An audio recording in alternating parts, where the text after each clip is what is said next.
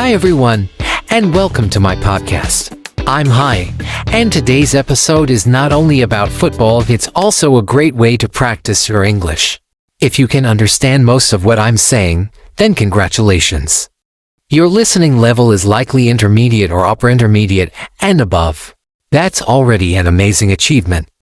In this podcast, you'll hear real-life stories, natural expressions, and emotional language. So please feel free to shadow my voice, take notes, repeat sentences, and even try to retell the story in your own way. Alright, now let's get started. To begin with, I've loved football since I was a kid. Back then, we didn't have proper football fields. Instead, we played wherever we could, on the street, on the sidewalk, in empty lots, or even in rice fields full of holes and puddles. And what about the football itself? Well, we didn't have real ones. We used whatever we could find, like rolled up dry straw, a dried pomelo peel, or anything round enough to kick. Every now and then, someone would bring a plastic ball, which was a real treasure. Back then, a plastic ball was a luxury. Not every family could afford one, so when we had one, we played carefully and with joy. As for the goalposts, they were just as creative. We used bricks, or stuck bamboo branches into the ground. Sometimes, we simply placed our sandals on each side of the goal.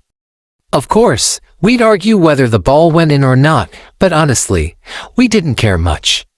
The fun wasn't in winning, it was in the playing. And we played with our bare feet, no shoes, no socks. That was just normal. If one of us had a pair of canvas shoes, the kind we called bata shoes, we all thought, wow, he's so fancy. We ran, we slid, we scraped our feet, and got dirty. But we didn't mind. Looking back, those were the purest and happiest moments of my childhood. It wasn't about scoring goals. It was about freedom, laughter, and friendship, and the joy that only football could bring. But football wasn't just something we played in the city or on dusty streets. In coastal areas like my hometown, we had something even better: the beach. The beach gave us a wide, open, and soft field of smooth sand. It was the perfect place to play football, especially in the late afternoon when the sun wasn't too hot. We chased the ball barefoot across the sand, falling and laughing without a care in the world. And when the match was over, we'd run straight into the sea, swimming, splashing, and cooling off in the waves. It was like the perfect reward after a fun game. Playing football, then swimming in the ocean, that's a childhood memory I'll never forget. In the countryside, it was a little different but just as fun.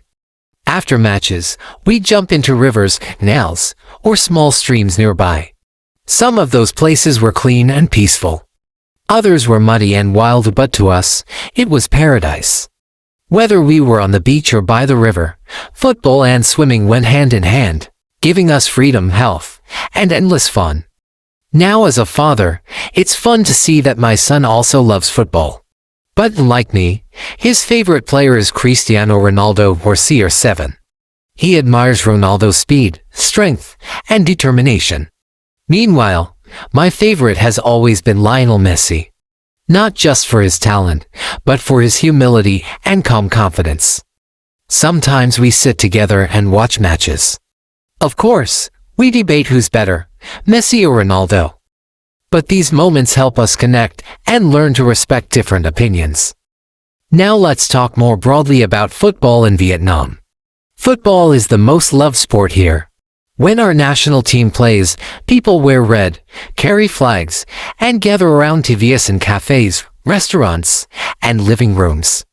And when Vietnam wins, especially in big matches, the atmosphere is electrifying. Right after the final whistle, fans pour into the streets by the thousands. They ride motorbikes in long, waving parades, honking horns, waving flags, and shouting with joy.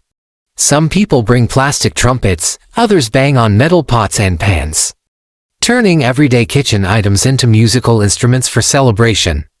There's the sound of drums, chants, singing, and non-stop cheering. Every corner, every street is filled with noise, color, and excitement. It feels like the whole country is celebrating together. To be honest, it's one of the most amazing sights you'll ever see. It's not just a celebration of football. It's a celebration of national pride, unity, and pure happiness. I still remember the 2018 AFC U23 championship. Even though we didn't win the final, the crowd reacted like we were champions. People cried, hugged each other, and filled the streets until midnight and beyond. It's these moments that show just how deeply football lives in the heart of every Vietnamese person. What's even more impressive is that, in many recent celebrations, fans have shown growing awareness and responsibility.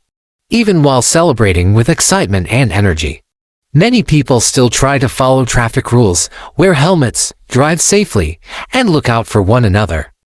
You'll see young people helping the elderly cross the road, parents holding their kids tightly on motorbikes, and volunteers helping direct traffic at big intersections. This shows that the Vietnamese spirit is not just about loud cheering and red flags. It's also about community care, respect, and celebrating in a safe and positive way. After all, true sportsmanship isn't just about supporting your team. It's about being kind, respectful, and responsible, even when the whole country is buzzing with excitement. And that's something I truly admire about how Vietnamese people celebrate football. Before we finish, don't forget, listen to the full episode and repeat out loud what I say. Try these simple steps. Listen to the full episode and repeat out loud what I say. Write down new vocabulary or phrases that you like. Practice intonation and rhythm to sound more natural. Summarize the episode in your own words. If you've understood most of this episode, you're doing great.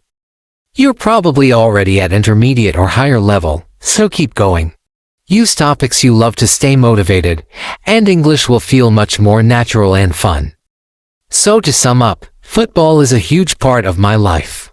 From barefoot games as a child to watching international matches with my son. It's something that has always brought me happiness.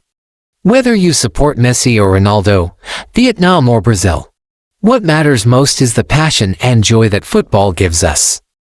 Thank you so much for listening. I hope this episode reminded you of your own football memories or inspired you to share them. Until next time, stay passionate, stay active, and keep learning. Goodbye for now and see you next time.